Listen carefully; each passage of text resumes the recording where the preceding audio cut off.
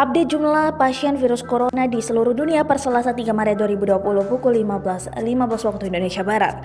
Berdasarkan data real time dari thewuhanvirus.com, virus corona atau COVID-19 telah menginfeksi setidaknya 90.933 orang secara global.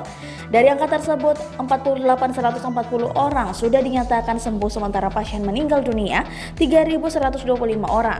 Sehingga kasus aktif yang kini tengah ditangani yaitu 39.668 kasus secara global.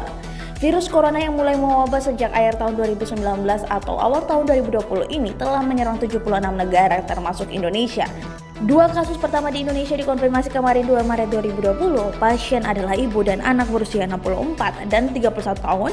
Dan Cina memiliki jumlah kasus terbanyak dengan total 80.151 kasus. Korea Selatan berada di urutan kedua dengan 4.812 kasus. Italia dan Iran mengikuti dengan 2.036 dan 1.501 kasus.